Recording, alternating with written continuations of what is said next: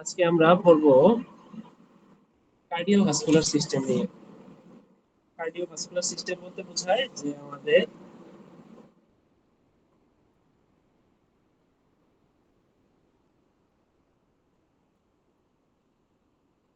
আচ্ছা, cardiovascular system বলতে বোঝায় যে আমাদের রক্ত সংবহন যে তন্ত্রটা, যে সিস্টেমে আমাদের সারা দেহে রক্ত সংবহন হয়, এটাকে বোঝায়। তো এটার জন্য মেইনলি যে কাজ করে কয়েকটা জিনিস, তিনটা জিনিস। একটা হলো হার্ট, রক্ত আর রক্তনালী।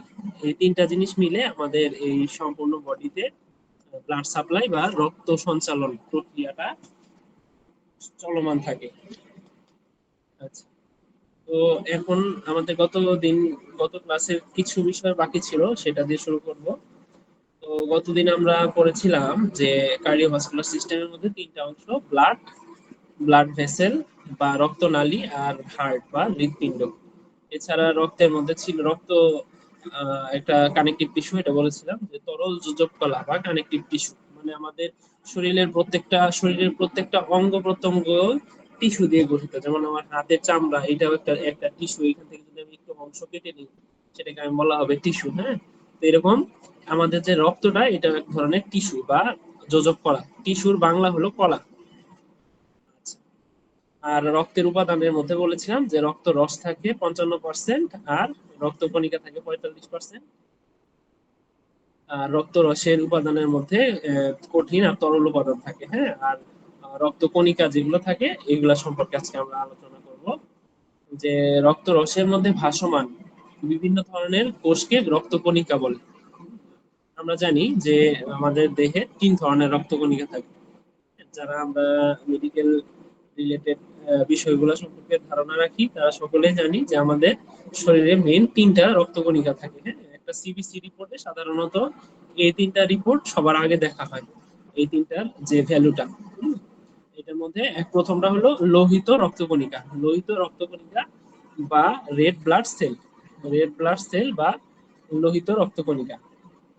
এরপর দুই নাম্বার হলো শ্বেত রক্তকণিকা বা হোয়াইট ব্লাড সেল। শ্বেত মানে হোয়াইট, সাদা। হ্যাঁ, হোয়াইট ব্লাড সেল।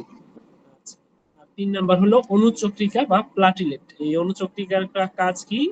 এই অনুচক্রিকা হলো আমাদের ডেঙ্গুর সময়, যখন 2019 সালের দিকে ডেঙ্গুর একটা প্রকোপ আকার ধারণ করলো বাংলাদেশে, তখন এই প্লাটিলেটের গুরুত্বটা সাধারণ মানুষ অনেক ভালোভাবে বুঝেছিল। এবং ডেঙ্গু রোগীদের ক্ষেত্রে এই প্লাটিলেটটা খুব, যখন কমে যায় তখন এটা খুব খারাপ প্রভাব পড়ে মানুষের দেহে। হ্যাঁ, এমনকি এই প্লাটিলেট যদি এর যতটুকু পরিমাণে থাকার কথা নির্ধারিত পরিমাণে কমে যায়, অনেক বেশি কমে যায়, তখন সেই রোগীকে বাঁচানো কঠিন হয়। কারণ কি? প্লাটিলেটের কাজ হলো রক্ত জমাট বাঁধতে প্লাটিলেট সাহায্য করে, রক্ত জমাট বাঁধতে প্লাটিলেট সাহায্য করে। যার ফলে হয় কি, যখন এই প্লাটিলেটের বা অনুচক্রিকা, প্লাটিলেট বা অনুচক্রিকা আমাদের বডিতে কমে যায়, ডেঙ্গু হলে আমাদের বডিতে প্লাটিলেট বা অনুচক্রিকা কমে যায় বা নষ্ট হয়ে যায়, তখন এই প্লাটিলেট কমে যাওয়ার কারণে আমাদের বডির যে রক্ত জমাট বাঁধার যে প্রক্রিয়াটা নিজে থেকে এটা নষ্ট হয়ে যায়। ফলে হয় কি, যে সকল জায়গা থেকে রক্ত আসার কথা না, হ্যাঁ, যেমন মনে করেন আপনার দাঁতে যদি একটু খোঁচা লাগে, সেখান থেকে রক্ত আসতে পারে। স্কিনে একটু খোঁচা লাগলে সেখান থেকে রক্ত আসতে পারে। এবং মহিলাদের ক্ষেত্রে হয় কি, মহিলাদের তো এমনিতেই মাসিক হয়, হ্যাঁ, নিয়মিত ভাবে। তো তাদের মিনস্ট্রুয়াল সাইকেল চলে, কিন্তু এই প্লাটিলেট যখন কমে যাবে বেশি, তখন তাদের এই পার ভ্যাজাইনাল ব্লিডিং বা তার যে মাসিকের রাস্তায় যে রক্তক্ষরণ, এটা অনেক বেশি বেড়ে যাবে এবং এটাকে কন্ট্রোল করা অনেক কঠিন হয়ে যায়। এবং এর কারণে তখন রোগীকে অনেক ব্লিডিং এর কারণে, যখন ব্লিডিং কন্ট্রোল করা না যায়, তখন রোগীকে বাঁচানো খুব কঠিন হয়ে যায়। সাধারণত প্লাটিলেটের নর্মাল ভ্যালু বলা হয় 1.5 লাখ থেকে 4 লাখ পর্যন্ত। হ্যাঁ, এবং যখন 1.5 লাখের নিচে নামে, তখনই এটা একটা চিন্তার বিষয় হয়ে যায়। এবং ডেঙ্গু রোগীদের ক্ষেত্রে যখন 10,000-এর নিচে নেমে যায়, তখন এটা খুব খারাপ একটা আকার ধারণ করে।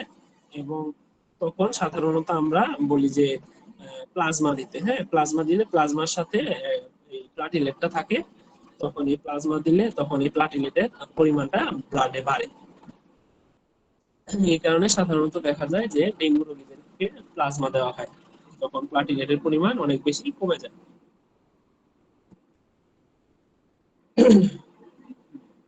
আচ্ছা, এখন জানবো লোহিত রক্তকণিকা বা রেড ব্লাড সেল বা আরবিসি, আরবিসি শর্ট ফর্মে বলা হয় আরবিসি, রেড ব্লাড সেল সম্পর্কে।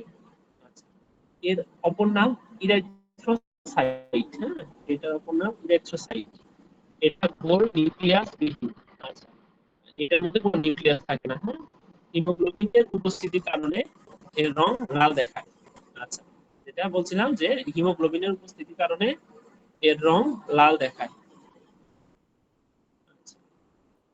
তাহলে যেটা বলছিলাম যে লোহিত রক্তকণিকা সাধারণত ভ্রূণের মধ্যে ৮০ থেকে ৯০ লক্ষ মাইক্রোলিটার থাকে, পার মাইক্রোলিটারে ৮০ থেকে ৯০ লক্ষ থাকে। শিশুদের দেহে ৬০ থেকে ৭০ লক্ষ মাইক্রোলিটার পার মাইক্রোলিটার থাকে। প্রাপ্তবয়স্কদের ক্ষেত্রে ৫০ লক্ষ পার মাইক্রোলিটার, মাইক্রোলিটার এর মধ্যে মানে ১ মাইক্রোলিটার রক্তের মধ্যে ৬০ থেকে ৭০ লক্ষ শিশুদের দেহে, আর প্রাপ্তবয়স্কদের ক্ষেত্রে ৫০ লক্ষ থাকে, আর প্রাপ্তবয়স্ক মহিলাদের ক্ষেত্রে ৪৫ লক্ষ থাকে।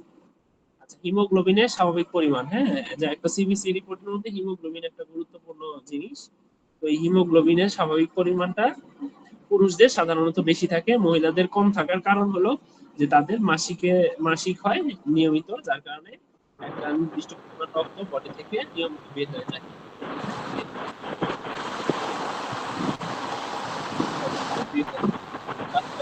পুরুষদের ১৪ থেকে ১৮ গ্রাম পার ডেসিলিটার, মানে ১ ডেসিলিটার রক্তের মধ্যে ১৪ থেকে ১৮ গ্রাম হিমোগ্লোবিন থাকে পুরুষদের ক্ষেত্রে, আর মহিলাদের ক্ষেত্রে ১২ থেকে ১৬ গ্রাম থাকে। তাহলে উৎপত্তি স্থল, আরবিসির উৎপত্তি স্থল কি? কোন অবস্থায় যকৃৎ, যকৃৎ মানে লিভার, হ্যাঁ, প্লীহা মানে হলো স্প্লিন, স্প্লিন বা প্লীহা থেকে উৎপন্ন হয়। হ্যাঁ, ভ্রূণ অবস্থায় লিভার আর স্প্লিনে তৈরি হয়। জন্মের পর থেকে ২০ বছর বয়স পর্যন্ত এটি অস্থিমজ্জায় তৈরি হয়। হ্যাঁ, এটা অস্থিমজ্জায় তৈরি হয়। বাকি জীবনের বাকি সময় এটি হিউমেরাস, মানে আমাদের পায়ের, আমাদের হাতের যে বোন হিউমেরাস, ফিমার, পায়ের ফিমার, মানে পায়ের যে লম্বা বোনসটা সেটাকে বলা হয় ফিমার। হ্যাঁ, কশেরুকা মানে কার্টিলেজ, এবং লাল অস্থিমজ্জা। হ্যাঁ, এখানে উৎপন্ন। আচ্ছা, আজান হচ্ছে, আমরা ১ মিনিট সময় নিব আজানের জন্য।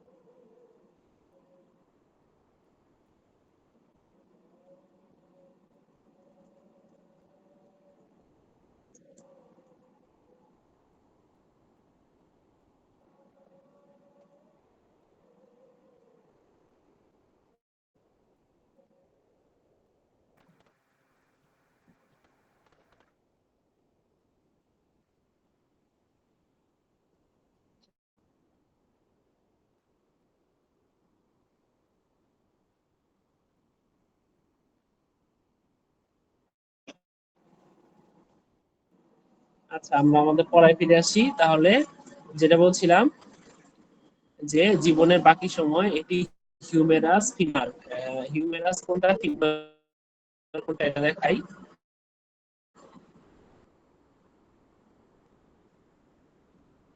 এই যে হাতের যে এই যে এই লম্বা বোনসটা, এটাকে বলা হয় হিউমেরাস। এই যে হাতের এই যে লম্বা বোনসটা দেখা যাচ্ছে, এটাকে বলা হয় হিউমেরাস।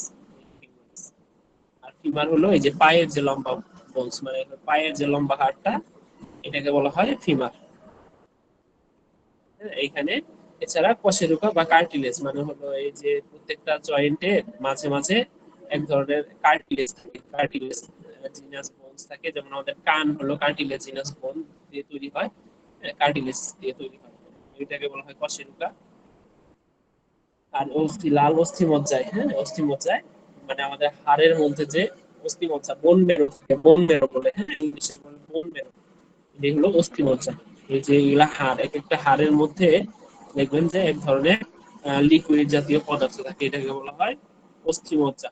এইসব জায়গায় সাধারণত তৈরি হয়। আচ্ছা, এর আয়ুষ্কাল, তাহলে আরবিসি পড়ছিলাম, আরবিসি বা রেড ব্লাড সেলের আয়ুষ্কাল কত? এর গড় আয়ু 120 দিন, 3 মাস। হ্যাঁ, গড় আয়ু 120 দিন বা 4 মাস। গড় আয়ু 4 মাস। প্রতি 4 মাস অন্তর অন্তর এই রক্তকণিকা ভেঙে বিলিরুবিন তৈরি হয়। বিলিরুবিনের স্বাভাবিক স্বাভাবিক মাত্রা 0.3 to 1.2 মিলিগ্রাম পার ডেসিলিটার।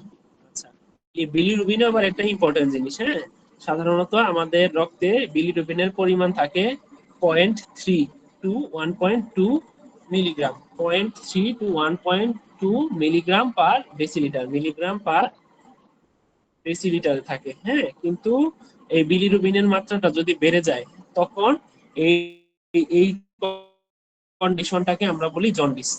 হ্যাঁ, তখন রক্তে যদি এই যে রক্ত ভাঙা বেড়ে যায়, মানে এই যে এখানে দেখেন যে 4 মাস অন্তর এই রক্তকণিকা ভাঙে, এবং ভেঙে তৈরি হয় কি, রক্তকণিকা ভেঙে তৈরি হয় বিলিরুবিন, বিলিরুবিন তৈরি হয়, রক্তকণিকাটা ভেঙে বিলিরুবিন তৈরি হয়, রক্তকণিকা ভেঙে তৈরি হয় বিলিরুবিন, রক্তকণিকা ভেঙে তৈরি হয় বিলিরুবিন।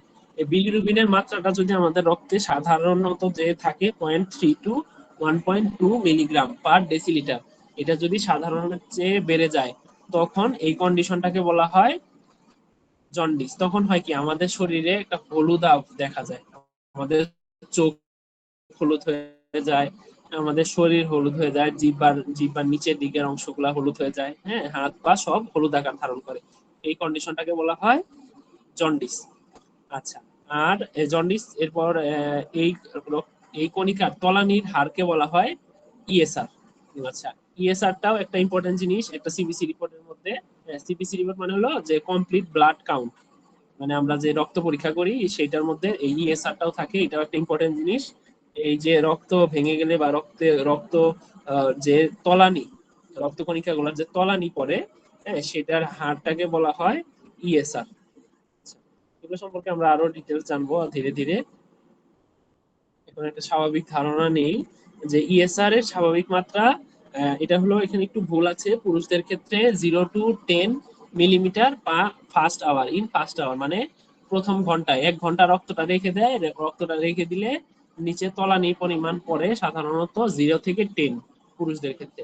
আর মহিলাদের ক্ষেত্রে 0 থেকে 20 ধরা হয়, ঠিক আছে। আর লোহিত রক্তকণিকার কাজ কি? আচ্ছা, যেটা বলছিলাম যে হিমোগ্লোবিনের মাধ্যমে দেহের সব কোষে অক্সিজেন পৌঁছে দেয়, অক্সিজেন পৌঁছে দেওয়া, সরবরাহ অক্সিজেন সরবরাহ করা। এটা কিসের মাধ্যমে করে? হিমোগ্লোবিনের মাধ্যমে। যে এর আগে গত ক্লাসে যারা ছিলেন তাদেরকে বুঝিয়ে বলেছিলাম যে অক্সিজেনটা কিভাবে হিমোগ্লোবিনের সাথে বাইন্ড করে। হ্যাঁ, তো এই হিমোগ্লোবিনটাই এই অক্সিজেনকে আমাদের বায়ু থেকে ফুসফুসের মাধ্যমে ধরে নিয়ে আমাদের সারা বডিতে পৌঁছায় দেয়, এবং আমাদের সারা বডিতে যে কার্বন ডাই অক্সাইড তৈরি হয়, সেই কার্বন ডাই অক্সাইডটাকে আবার ধরে নিয়ে ফুসফুসের মাধ্যমে আমাদের স্বাভাবিক পরিবেশের মধ্যে ত্যাগ করে দেয় এই হিমোগ্লোবিনটা। এই হিমোগ্লোবিনটা এই আরবিসি বা রেড ব্লাড সেলের সাথে যুক্ত হয়ে এই কাজটা করে। আচ্ছা, নিষ্কাশনের জন্য কার্বন ডাই অক্সাইড ফুসফুসে নিয়ে যায়, এই যেটা বলছিলাম এইটাই লিখেছে যে কার্বন ডাই অক্সাইড ফুসফুসে নিয়ে যায় নিষ্কাশনের জন্য। ধ্বংসপ্রাপ্ত হয়ে পিত্তের প্রধান উপাদান বিলিরুবিন তৈরি করে। আচ্ছা, 120 দিন পর পর এটা ধ্বংস হয় এবং ধ্বংস হয়ে আমাদের পিত্তথলিতে কি থাকে? আমাদের পিত্তথলিতে থাকে সাধারণত পিত্তরস। হ্যাঁ, এই পিত্তরস, এই পিত্তরসের প্রধান উপাদান হলো বিলিরুবিন। হ্যাঁ, এই বিলিরুবিন তৈরি করে, পিত্তের প্রধান উপাদান বিলিরুবিন তৈরি করে।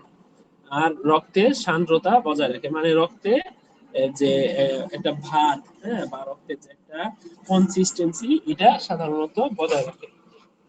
শ্বেত রক্তকণিকা বলতে কি বুঝো? হোয়াইট ব্লাড সেল বা ডাব্লিউবিসি। এর আগেরটা বললাম আরবিসি, হ্যাঁ, যেটা লাল রক্ত বা রেড ব্লাড সেল।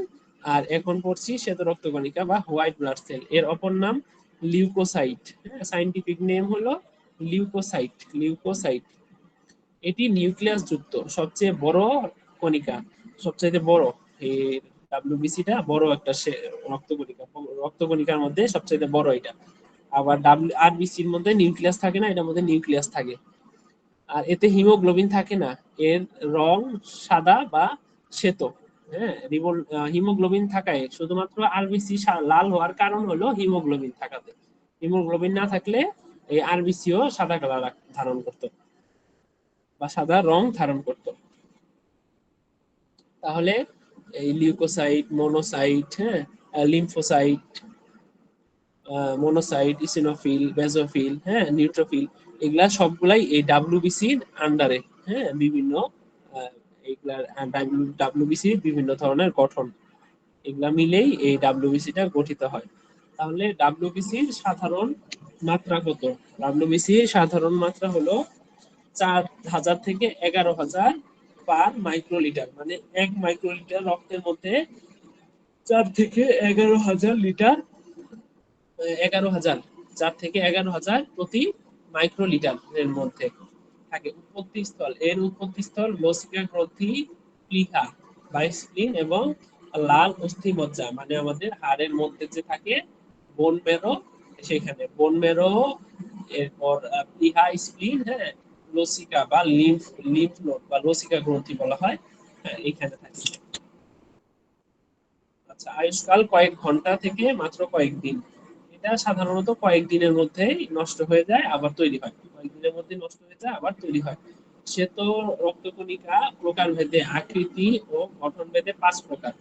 হ্যাঁ, শ্বেত রক্তকণিকা প্রকারের মধ্যে এই যে এগুলা mono, lymphocyte, monocyte, eosinophil, basophil, neutrophil. হ্যাঁ, এইগুলা যে কাউন্ট গুলা, এগুলাও সাধারণত একটা সিবিসি রিপোর্টের মধ্যে দেয়া থাকে। হ্যাঁ, যে এই যে শ্বেত রক্তকণিকা আকৃতি ও গঠন ভেদে 5 প্রকার।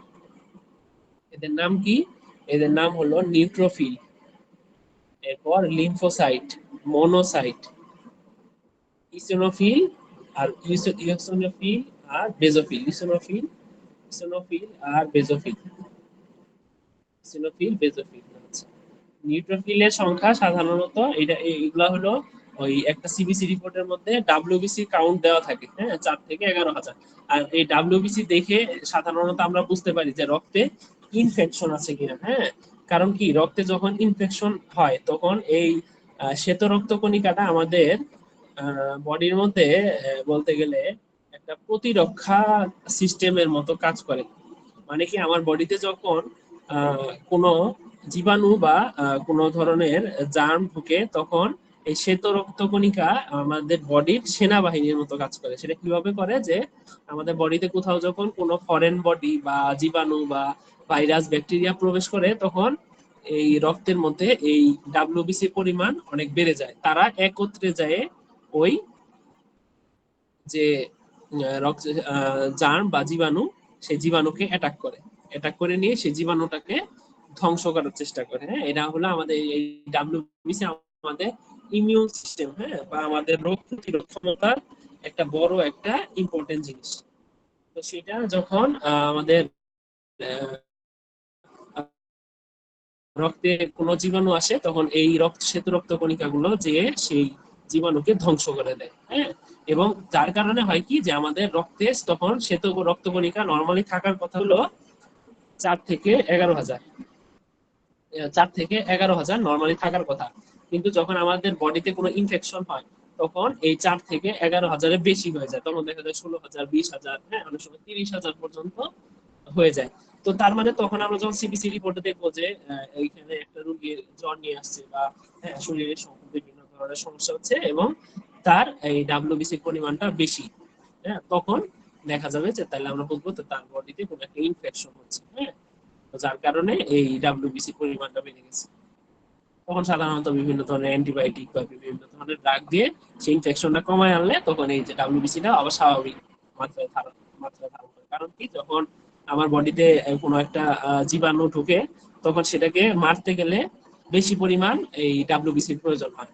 তখন আমার এই যে ডাব্লিউবিসিটা যে তৈরি হচ্ছে বোন মেরো, স্প্লিনে, হ্যাঁ, এরপর লিম্ফ নোড বা লসিকা গ্রন্থির মধ্যে তৈরি হচ্ছে, তখন এই তৈরি হওয়ার পরিমাণটাও বেড়ে যায়। বেড়ে গেলে তখন আমাদের রক্তে এই যে এই ডাব্লিউবিসি পরিমাণটা বেড়ে যায়। আচ্ছা, যেটা বললাম যে কয়েক ঘন্টা থেকে কয়েক দিনের মধ্যে এটা নষ্ট হয়ে যায়। আর নিউট্রোফিলের পরিমাণটা সবচেয়ে বেশি থাকে, হ্যাঁ, নিউট্রোফিল 50 থেকে 70%, হ্যাঁ, থাকে। লিম্ফোসাইট থাকে স্যার হলো কথা কিলো না কথা আটকে জায়গা এখনো ক্লিয়ার হচ্ছে না। এখন আচ্ছা, বুঝে যাবো আগে কথা কিলো না স্যার। বাকিরা সবাই কি বুঝতে পারছেন নাকি আমার এখানে সমস্যা নেই? সবার সবার এখানে কি সমস্যা হচ্ছে? স্যার আমার এখানে সমস্যা হয়েছে নাকি? হ্যাঁ হ্যাঁ, ওইটাই জিজ্ঞেস করছি যে অন্যদেরও কি সমস্যা হচ্ছে, মানে আপনার ওখানে নেটওয়ার্ক প্রবলেম নাকি আমার এখানে সমস্যা হচ্ছে, একটু বুঝতে পারলে সুবিধা হয়। আচ্ছা, বাকিরা সবাই কি কথা ঠিক মতো শুনতে পাচ্ছেন এখন? জি স্যার, শোনা যাচ্ছে। আচ্ছা, যদি না শোনা যায় কাইন্ডলি প্লিজ আমাকে বলবেন, হ্যাঁ, আবার যদি সমস্যা মনে করেন। আচ্ছা, তাহলে নিউট্রোফিল সাধারণত 50 থেকে 70% পর্যন্ত থাকে, হ্যাঁ, রক্তে। এই ডাব্লিউবিসির মধ্যে নিউট্রোফিলটা সবচেয়ে বেশি পরিমাণে থাকে। এরপর লিম্ফোসাইট থাকে। সাধারণত যদি ব্যাকটেরিয়া ইনফেকশন হয়, হ্যাঁ, ব্যাকটেরিয়া শরীরে যদি ব্যাকটেরিয়া ঢুকে, ব্যাকটেরিয়ার ইনফেকশনের কারণে এই যে নিউট্রোফিলের সংখ্যাটা বেড়ে যায়। আবার যদি আমাদের বডিতে ভাইরাস দ্বারা সংক্রমণ হয় তখন এই লিম্ফোসাইটের পরিমাণটা সাধারণত বেড়ে যায়। আচ্ছা, তাহলে এই লিম্ফোসাইট সাধারণত 20 থেকে 30% থাকে, ডাব্লিউবিসি 20 থেকে 30% থাকে। লিম্ফোসাইট মনোসাইট থাকে হলো পনেরোসাইট থেকে হলো 2 থেকে 6%। আর ইসিনোফিল থাকে 2 থেকে 4%, বেসোফিল তেমন থাকে না, 0%। আচ্ছা, এই যে এগুলার বিভিন্ন ধরনের ধরন, হ্যাঁ, এগুলা সাধারণত আমরা যে যখন রক্তটা মাইক্রোস্কোপের নিচে নেই ল্যাবে, যখন পরীক্ষা করতে দেই তখন ল্যাবে মাইক্রোস্কোপের নিচে এই যে এই রক্ত কণিকাগুলো যে এরকম আকার ধারণ করে, হ্যাঁ, যে এটা হলো লিম্ফোসাইট, মোনোসাইট, তারপরে নিউট্রোফিল। এই নিউট্রোফিলটা সবচেয়ে বেশি থাকে, এরপরে থাকে হচ্ছে লিম্ফোসাইট। যখন ব্যাকটেরিয়া দিয়ে কোনো ইনফেকশন হয় তখন এই নিউট্রোফিলটার সংখ্যা বেড়ে যায়। আর যখন ভাইরাস দ্বারা ইনফেকশন হয় তখন সাধারণত এই লিম্ফোসাইটের। এছাড়া মনোসাইট, লিম্ফোসাইট এই যেগুলো আমাদের রক্তে পাওয়া যায় ডাব্লিউবিসির মধ্যে। আচ্ছা, এরপর আসি যে শ্বেত রক্তকণিকা। শ্বেত রক্তকণিকার কাজ কি? এটি রক্তের রোগ জীবাণু ধ্বংস করে। রক্তে রোগ জীবাণু ধ্বংস করে, যেটা বলছিলাম যে এটা আমাদের বডির একটা প্রতিরক্ষামূলক যন্ত্র হিসেবে কাজ করে। এটা আমাদের বডিতে কোনো জীবাণু ঢুকলে সেটাকে ধ্বংস করে। এছাড়া অ্যান্টিবডি তৈরি করে, রোগ প্রতিরোধ ক্ষমতা বৃদ্ধি করে। এই যে অ্যান্টিবডি, আমরা যে অনেকে শুনে থাকবেন অ্যান্টিজেন, অ্যান্টিবডি, আমরা সাধারণত আমাদের বাচ্চাদের জন্মের পর থেকে বিভিন্ন ধরনের টিকা দেই, হ্যাঁ, এই বিভিন্ন ধরনের ভাইরাস ব্যাকটেরিয়া টিকা দেই বিভিন্ন রোগের। আসলে এই রোগগুলা কি, যে এই রোগগুলা আর যে টিকাটা এটা আমাদের বডিতে দিলে এখানে আমাদের বডিতে এক ধরনের অ্যান্টিবডি তৈরি করে। অ্যান্টিবডি কি, এটাও এক ধরনের প্রতিরক্ষা সিস্টেম, হ্যাঁ, যেটা আমাদের বডিতে ওই রোগটা যদি যখন ঢুকবে তখন এই অ্যান্টিবডিটা সাথে সাথে ওই রোগটাকে ধরে নষ্ট করে দিবে। এটা এই অ্যান্টিবডিটা তৈরি করতে এই আমাদের শ্বেত রক্তকণিকাটা প্রয়োজন হয়। অনুচক্রিকা বা থ্রম্বোসাইট, অনুচক্রিকা বা থ্রম্বোসাইট, এর অপর নাম থ্রম্বোসাইট। এটি নিউক্লিয়াস বিহীন এবং সবচেয়ে ক্ষুদ্র। তার মানে এই আমাদের সবচেয়ে রক্তকণিকার মধ্যে সবচেয়ে বড় হলো ডাব্লিউবিসি, আর সবচেয়ে ছোট হলো অনুচক্রিকা বা প্লাটিলেট। অনুচক্রিকা বা প্লাটিলেট বা থ্রম্বোসাইট। তো এটাও নিউক্লিয়াস থাকে না, আর আমাদের আরবিসি তেও নিউক্লিয়াস থাকে না। আয়ুষ্কাল, এর গড় আয়ু 5 থেকে 9 দিন হয়। তার মানে আমাদের সবচেয়ে বেশি দিন টিকে হলো এই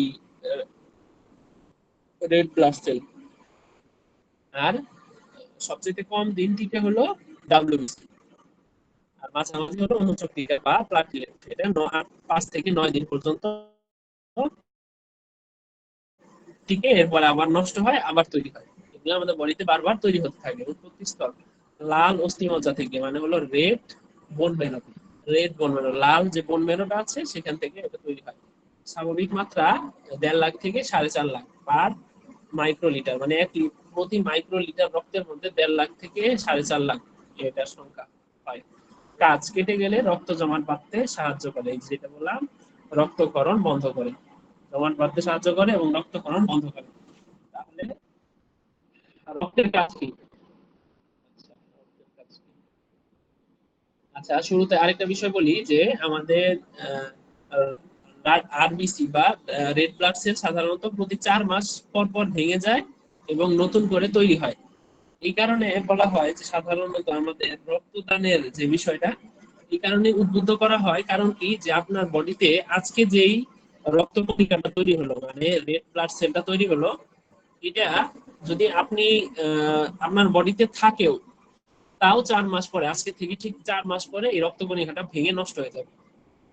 আর এই রক্ত কণিকাটা যদি আপনি মনে করেন যে কাউকে দান করেন, হ্যাঁ, মানে কাউকে রক্ত ডোনেট করেন বা ব্লাড ডোনেট করেন, তখন দেখা যাবে কি, যে এই রক্ত কণিকাটা সে তার দেহে, যার দেহে রক্তের অভাব, তখন তার বডিতে গেলে তার এই রক্তের অভাবটা দূর হবে। হ্যাঁ, আপনার বডি থেকে একটু রক্ত কমে যাবে, এটা আবার তৈরি হয়ে যাবে একা একা নিজে নিজে। হ্যাঁ, কিন্তু আজকে যে রক্তটা তৈরি হলো সেটা 4 মাস পরে একাই ভেঙে নষ্ট হয়ে যাবে, আবার নতুন করে তৈরি হবে।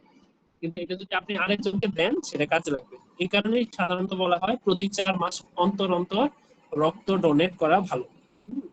এবং এই রক্ত দিলে হয় কি, যে আমাদের বডির রক্ত উৎপাদন ক্ষমতাটা বৃদ্ধি পায়। কারণ যখন কমে যায়, তখন আমার বডি এটাকে কম্পেনসেট করার জন্য আবার রক্ত তৈরি করে। তখন এই যে রক্ত তৈরি করার যে হারটা, এটা বৃদ্ধি পায়। হ্যাঁ, এবং সহজে অ্যানিমিয়া বা রক্ত স্বল্পতা তৈরি হয় না। এই কারণে বলা হয় যে প্রতি 4 মাস পর পর রক্ত দেওয়া ভালো, স্বাস্থ্যের জন্য ভালো সব দিয়ে। এবং আমাদের সামাজিক যে একটা দায়িত্ব, একটা মূল্যবোধ, একজন রোগীর যখন সাডেনলি রক্তের প্রয়োজন হয়, তখন এই রক্ত যে চাহিদাটা মেটানোর যে দরকার, এটা তো আর অন্য কোনো ভাবে সম্ভব না। যখন রক্ত প্রয়োজন হয়, তখন এইটা রক্তের বিকল্প হিসেবে আর কিছুই দেওয়া যায় না, তখন এই রক্তটাই দিতে হয়। এই জন্য রক্তদান করাকে আমরা সবসময় উদ্বুদ্ধ করি। আমি নিজেও রক্ত দেই 3-4 মাস পর পর, সম্ভব 4 মাস পর পর যখনই কারো রক্তের প্রয়োজন হয়। এবং আমাদের মধ্যে অনেকেই এরকম আছে যারা প্রতি 4 মাস পর পর নিজে থেকে খোঁজ রাখে যে কার রক্তের প্রয়োজন আছে। হ্যাঁ, তখন আমরা নিজেরা নিজ উদ্যোগে তাদেরকে, আমাদের হাসপাতালে যখন রোগী আসে, আমাদের অপরিচিত অনেক রোগীকে আমরা রক্ত দিই স্বেচ্ছায়। এবং এটা একটা মহৎ একটা কাজ। হ্যাঁ, এই জন্য আমরা যারা এখানে আছি সকলে এই বিষয়টার দিকে একটু গুরুত্ব দিব, যে প্রতি 4 মাস পর পর রক্ত দেওয়াটা সেফ। হ্যাঁ, অবশ্যই 4 মাসের নিচে দেওয়া উচিত না, কিন্তু প্রতি 4 মাস পর পর রক্ত দেওয়াটা সেফ। দিলে আমাদের বডির একটা আমাদের রক্ত যে তৈরির যে প্রক্রিয়াটা, এটা স্বাভাবিক থাকে এবং এটা বডির জন্য ভালো। আচ্ছা, এরপর আসি যে রক্তের কাজ কি। দেহের প্রতি কোষে অক্সিজেন সরবরাহ করে। হ্যাঁ, এটা তো যেটা বললাম। আর কার্বন ডাই অক্সাইডটা বডি থেকে নিয়ে বের করে দেয়। মানে আমাদের লাংসে যে অক্সিজেনটা থাকে, এটা তো সারা দেহে পৌঁছাইতে হবে। এটা পৌঁছানোর জন্য মেন কাজটা করে হচ্ছে রক্ত। আবার এই কার্বন ডাই অক্সাইড যেটা তৈরি হয় কোথাও বডির, মনে করেন পায়ে একটা কার্বন ডাই অক্সাইড তৈরি হয়েছে, এই কার্বন ডাই অক্সাইডটা তো বাতাসে বের করে দিতে হবে। এটা তো আর এমনি এমনি বের হবে না, সেটা ফুসফুসে আসলে বের হবে। এই কার্বন ডাই অক্সাইডটা ফুসফুস পর্যন্ত নিয়ে আসার দায়িত্ব হলো এই রক্তের। এরপর খাদ্য সার শরীরে বিভিন্ন কোষে পৌঁছে দেয়। এই যে আমরা খাবার খাচ্ছি, খাবারটা তো পাকস্থলিতে যাচ্ছে, পাকস্থলিতে যে ক্ষুদ্রান্ততে যাচ্ছে, এরপর বৃহদান্ত্রতে যাচ্ছে, এরপর পায়খানার মাধ্যমে আমাদের মলদ্বার দিয়ে বের হয়ে যাচ্ছে বা মলের মাধ্যমে বের হয়ে যাচ্ছে। তো এই যখন আমরা খাবারটা খাই, খাবারটা খাওয়ার পর যেটা এই খাবারটা তো আস্তে আস্তে মন্ডে তৈরি হয়, মানে এখান থেকে গুঁড়া গুঁড়া হয়ে সেখান থেকে যে পুষ্টিটা সেটা আমাদের পাকস্থলীর মাধ্যমে, পাকস্থলীর গা হয়ে পাকস্থলীর গায়ে এক ধরনের রক্ত নালী থাকে, এই রক্ত নালীগুলা ভেদ করে সেটা আমাদের রক্তের মধ্যে যায়। তখন এই রক্তের মধ্যে গিয়ে সেটা আমাদের রক্তের সাথে মিশে যায়, এবং এই রক্ত, এই যে আমাদের খাদ্যযুক্ত রক্তটা, হ্যাঁ, আমাদের যে আমাদের পুষ্টি উপাদান সহ যে রক্তটা, এটা আমাদের সারা বডির প্রত্যেকটা সেল, মানে একদম মাথার চুল থেকে শুরু করে একদম পা পর্যন্ত যতগুলা সেল আছে, ক্ষুদ্র ক্ষুদ্র অসংখ্য সেল, হাজার হাজার কোটি কোটি সেল, এগুলো আমরা দেখি না, সেটার মধ্যে পৌঁছায় দেয়। তাহলে এটাও করে কে? এই রক্ত। তার মানে এরপর হলো বিষাক্ত বর্জ্য নিষ্কাশনের জন্য কিডনিতে নিয়ে যায়। আচ্ছা, তাহলে এরা এরা এটা বললাম তো, খাদ্য নিয়ে যায়, কার্বন ডাই অক্সাইড বের করে দেয় বডি থেকে, অক্সিজেন সারা দেহে পৌঁছায় দেয়। এরপরেও আবার কি হয়, যে আমরা যে বিভিন্ন ধরনের মাছ মাংস খাই, হ্যাঁ, বিভিন্ন ধরনের পানীয় খাই, তো এটার মধ্যে এক ধরনের পদার্থ থাকে, ইউরিয়া, ইউরিক অ্যাসিড, ক্রিয়েটিনিন। হ্যাঁ, আপনারা সকলে জানবেন যে ইউরিক অ্যাসিড বেড়ে গেলে অনেক সময় আমাদের শরীরে হাত পায়ে জয়েন্টে ব্যথা করে, হ্যাঁ, সেটাকে আমরা সাধারণত বলি গাউট। হ্যাঁ, তখন এই এই যে এই রোগটার ক্ষেত্রে কি বলা হয়, তখন ইউরিক অ্যাসিড বেড়ে যায়।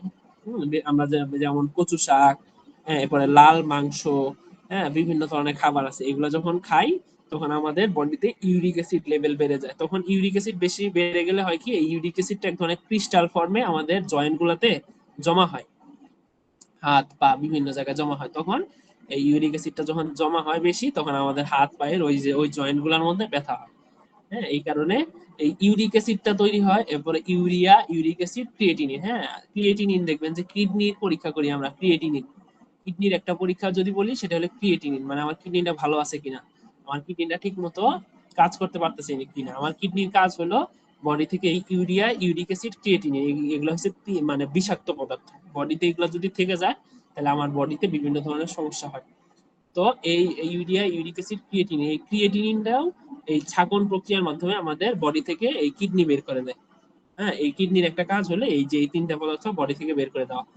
তো এগুলাও সাধারণত আমাদের রক্তে, আমরা যখন খাবার খাই, খাবারের মাধ্যমে যখন প্রোটিন খাই, প্রোটিন থেকে সাধারণত এই যে ইউরিয়া, ইউরিক অ্যাসিড, ক্রিয়েটিনিন, হ্যাঁ, ক্রিয়েটিনিন, এই জিনিসগুলো তৈরি হয়।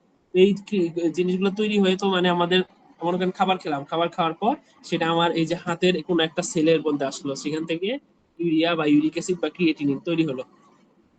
তো এই ইউরিয়া বা ইউরিক অ্যাসিড, ক্রিয়েটিনিন, এটা যদি আমার এই শরীরের এই জায়গায় থেকে যায়, তাহলে তো এখান থেকে আমার ওই যে জয়েন্টে জয়েন্টে ব্যথা হবে, এরপর আমার শরীরে বিভিন্ন ধরনের সমস্যা হবে, হাত পা ফুলে যাবে। তো এই জিনিসটাকে আবার ধরে আমার কিডনিতে নিয়ে যায় হলো এই রক্ত। তখন এই কিডনিতে যাওয়ার পরে কিডনিটা এই যে তিন ধরনের বর্জ্য পদার্থ বা বিষাক্ত পদার্থ আছে সেটাকে ছেঁকে নিয়ে সেটা আমার বডি থেকে বের করে দেয়। কিসের মাধ্যমে? মূত্রের মাধ্যমে। মূত্রের মাধ্যমে, প্রস্রাবের মাধ্যমে সেটা বডি থেকে নিয়মিতভাবে বের করে দেয়। দেখবেন যাদের কিডনির সমস্যা তাদের এই ক্রিয়েটিনিন লেভেলটা অনেক বেড়ে যায়, এবং ক্রিয়েটিনিন লেভেল যখন বেড়ে যায় তখন যখন এই ক্রিয়েটিনিন লেভেলটা বেড়ে যায় তখন তার কিডনি ফেল হয়ে যায়। হ্যাঁ, তখন তার ওই যে হাত পায়ে পানি আসে, কারণ কি, যে এই পানিগুলা বর্জ্য পদার্থগুলা আমাদের বডি থেকে বেরোতে পারে। তাহলে বিষাক্ত বর্জ্য নিষ্কাশনের জন্য কিডনিতে নিয়ে যায়। এরপর দেহের তাপমাত্রা নিয়ন্ত্রণ করে, রক্ত দেহের তাপমাত্রা নিয়ন্ত্রণ করে, দেহের রোগ প্রতিরোধ করে, কারণ ওই রক্তের মধ্যেই তো সাধারণত বললাম যে আমাদের ডাব্লিউবিসি থাকে, এটা রোগ প্রতিরোধে সাহায্য করে। এরপর দেহের রোগ প্রতিরোধ করে, রক্তচাপ নিয়ন্ত্রণ করে, সাধারণত রক্তচাপ নিয়ন্ত্রণ করে। রক্তের যদি আমাদের বডিতে যদি রক্তের পরিমাণ কমে যায়, হ্যাঁ, বা বেড়ে যায়, তখন সাধারণত এই যে আমাদের ব্লাড প্রেশারের উপরে এই রক্তচাপটা, মানে হলো এই আমাদের রক্ত নালীর মধ্যে যে রক্তের চাপটা, এটাই তো আমাদের ব্লাড প্রেশার বা রক্তচাপ। তো রক্ত যদি কমে যায় বা বেড়ে যায়, তখন এই যে এই ব্লাড প্রেশার কমা বা বাড়ার সাথে একটা সম্পর্ক থাকে। কারণে রক্তচাপ নিয়ন্ত্রণ করে, পানির ভারসাম্য রক্ষা করে, হ্যাঁ, অম্ল এবং ক্ষারের ভারসাম্য রক্ষা করে, জীবাণু জীবাণু ধ্বংস করে, রোগ জীবাণু ধ্বংস করে, রক্ত জমাট বেঁধে রক্তক্ষরণ বন্ধ করে, ওই যে প্লাটিলেটের যে কাজ বললাম, যে রক্তক্ষরণ বন্ধ করে, রক্ত জমাট বাঁধে, এনজাইম এবং হরমোন পরিবহন করে, যেটা বলছিলাম যে এনজাইম এবং হরমোন পরিবহন করে। আমাদের থাইরয়েড হরমোন, গলার মধ্যে কি থাকে? Thyroid hormone. অনেকেরই দেখবেন শুনবেন যে থাইরক্স ওষুধ খায়। থাইরক্স নিয়মিত সকালবেলা করে খাবার আগে, খাবার 1 থেকে 1.5 ঘন্টা আগে থাইরক্স ওষুধ খায় অনেকেই। হ্যাঁ, কারণ কি? তাদের সাধারণত থাইরয়েড যে হরমোনের সমস্যা থাকে, মানে আমাদের থাইরয়েড গ্ল্যান্ডটা থাকে সাধারণত গলার এই জায়গাটায়। হ্যাঁ, তখন এই থাইরয়েডের যে যদি গলার মধ্যে সমস্যা হয়, মানে এই থাইরয়েড গ্ল্যান্ডের সমস্যা হয়, তখন এই হরমোন ঠিক মতো যদি তৈরি না হয়, তখন এই হরমোনটা সাধারণত আমাদের বডির বিভিন্ন কিছু নিয়ন্ত্রণ করে। তখন এই যে এই এবং এই হরমোনটা সাধারণত এই রক্তের মাধ্যমে আমাদের সারা দেহের মধ্যে সার্কুলেশন হয়। এছাড়াও এনজাইম এই রক্তের মাধ্যমেও আমাদের সারা দেহে, হ্যাঁ, ইয়া সাধারণত সংবহন হয়। আচ্ছা, তো এখানে গেল এই অংশ। এরপরে অংশটা হলো যে ব্লাড গ্রুপিং বা রক্তের গ্রুপ নির্ণয়। অ্যান্টিজেনের উপস্থিতির উপর ভিত্তি করে রক্তকে বিভিন্ন ভাগে ভাগ করা হয়। তাকে রক্তের গ্রুপ বা ব্লাড গ্রুপিং বলে। হ্যাঁ, আমরা জানি যে একটা অপারেশনের রোগীর জন্য বা প্রত্যেকটা রোগীরই সাধারণত এই ব্লাড গ্রুপটা জানা এটা খুবই গুরুত্বপূর্ণ একটা বিষয়। কারণ একটা ইমার্জেন্সি মুহূর্তে যখন কেউ কোনো কারণে অ্যাক্সিডেন্ট হয়, রাস্তায় অ্যাক্সিডেন্ট করে বা যে কোনো ধরনের সমস্যায় এই যে অতিরিক্ত রক্তক্ষরণ হলে তাকে রক্ত দিতে হয়, এবং সাডেনলি এই রক্তের গ্রুপটা যদি না থাকে জানা, তখন ওই ইমিডিয়েট ভাবে এই রক্ত ম্যানেজ করাটা অনেক সময় কঠিন হয়। করোনাকালীন সময় একটা ঘটনা বলি। আমাদের এক কলিগ কোনো কারণে কোনোভাবে আহত হয় ছুরিকাঘাতে, তখন তার রক্তের প্রয়োজন ছিল। তখন করোনার সময় তো আসলে রক্ত ম্যানেজ করাটা অনেক গভীর রাতে এরকম একটা ঘটনা ঘটে, তখন এই রক্ত ম্যানেজ করাটা একটু কঠিন হয়ে গিয়েছিল ওই সময়টায়। তো কারণ ওই সময় তো কেউ বের হইতো না বাসা থেকে। হ্যাঁ, অন্যরকম একটা পরিস্থিতি ছিল। তো ওই সময় হঠাৎ করে শুনলাম যে তার রক্তের গ্রুপ ও নেগেটিভ বা এরকম জাতীয় একটা কিছু। তো আমরা সারা রাত আসলে খোঁজাখুঁজি করলাম যে এই ও নেগেটিভ ব্লাড গ্রুপের ঢাকা মেডিকেলের আশেপাশে কাউকে পাওয়া যায় কিনা বা ঢাকার মধ্যে। তো মজার বিষয় হলো কি যে এই রোগীকে যখন এখান থেকে গাজীপুর থেকে নিয়ে যাওয়া হলো ঢাকা মেডিকেলের কাছাকাছি, এবং ঢাকা মেডিকেলে নিয়ে যে তার ব্লাড গ্রুপিং করে জানা গেল যে তার ব্লাড গ্রুপ বি পজিটিভ বা বি নেগেটিভ এরকম কিছু একটা। তার মানে প্রথমে সে যেটা জানতো বা আমরা সবাই যেটা শুনেছি, এটা একটা ভুল ব্লাড গ্রুপ জানতাম আমরা, বা সেও হয়তো বা ভুলই জানতো। তার কারণে যে আমরা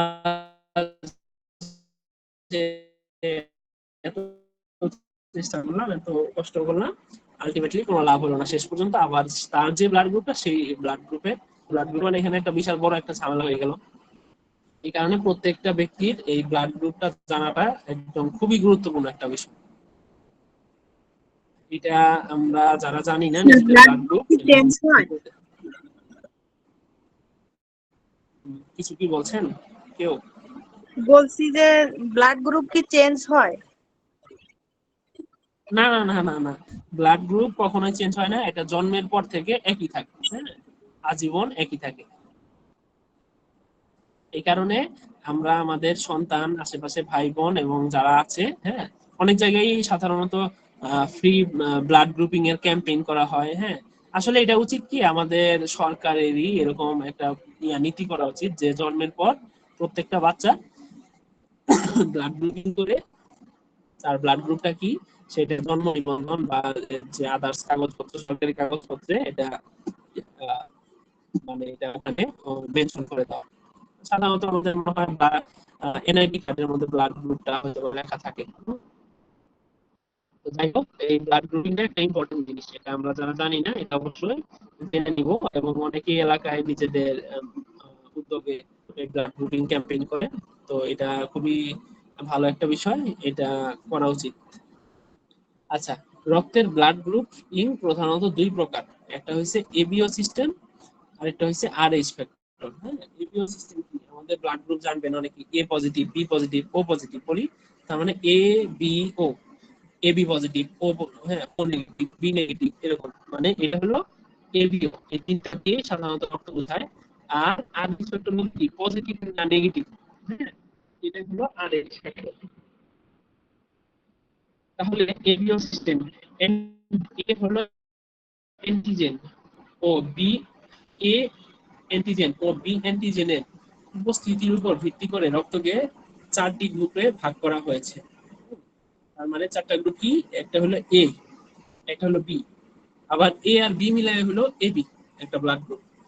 আর যেটার মধ্যে এ বি কোনোটাই নাই সেটা হলো ও, মানে যেটার মধ্যে কিছুই নাই খালি শূন্য সেটা বলা হয় ও। তার মানে এখানে কি হয়, মানে এই এবিও সিস্টেমটা এটা নির্ভর করে, মানে আমাদের ব্লাড গ্রুপটা নির্ভর করে আমাদের রক্তে অ্যান্টিজেনের উপস্থিতির উপর ভিত্তি করে। হ্যাঁ, এ একটা অ্যান্টিজেন আবার বি একটা অ্যান্টিজেন, এখানে হলো এ একটা অ্যান্টিজেন আর এখানে হলো বি একটা অ্যান্টিজেন।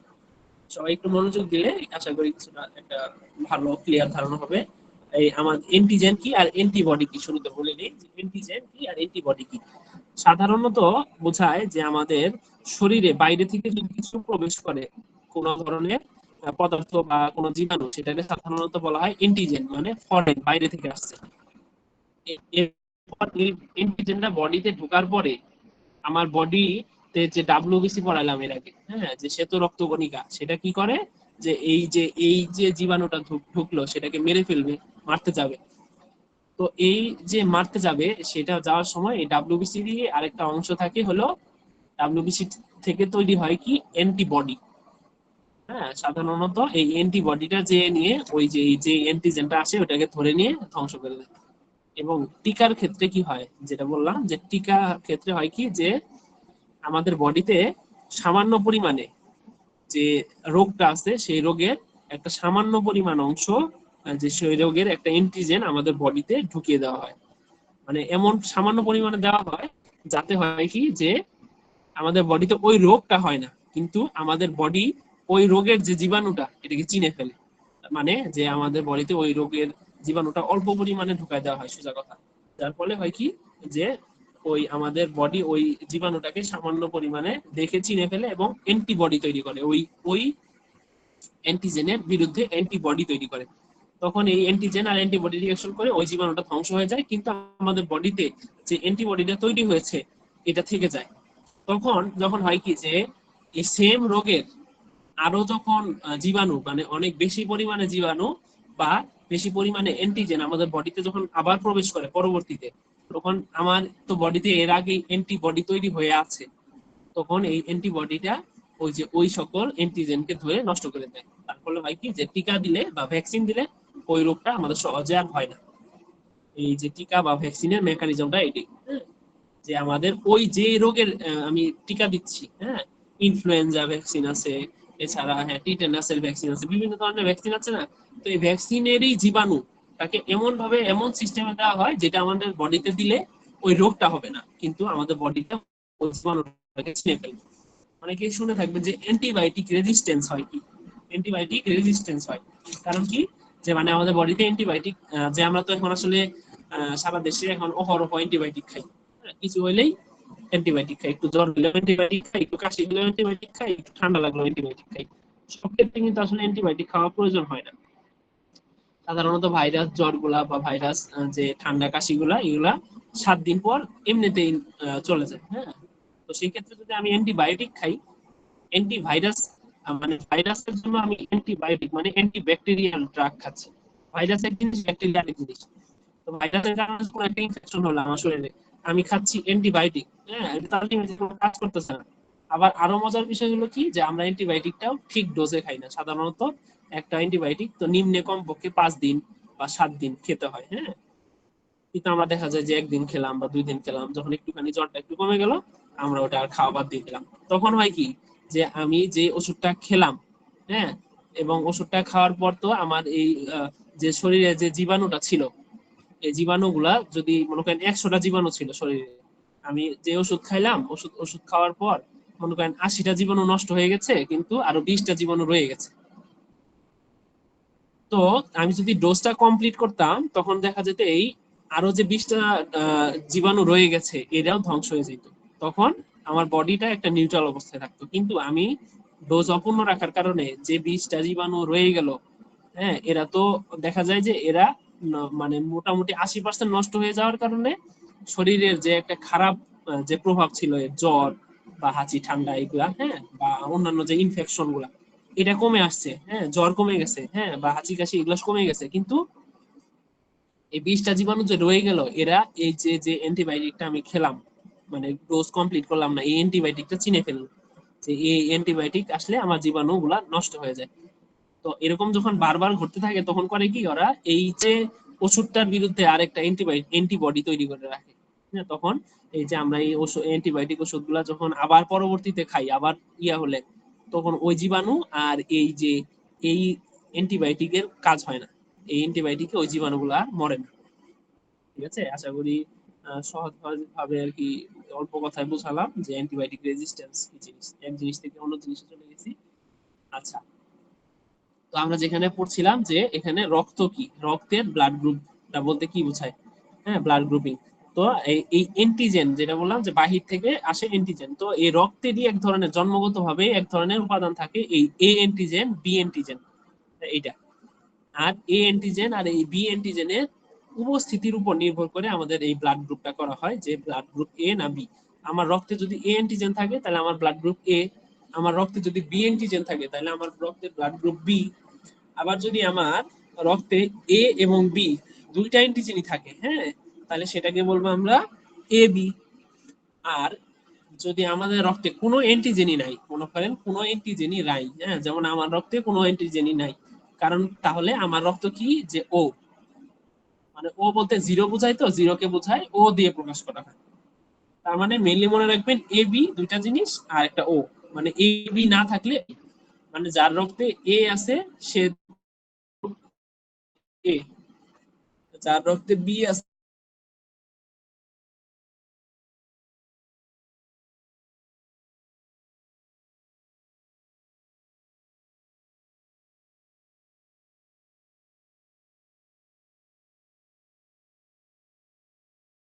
এ বা বি অ্যান্টিজেন উপস্থিতি, কথা আবার সুন্দর করে মাথায়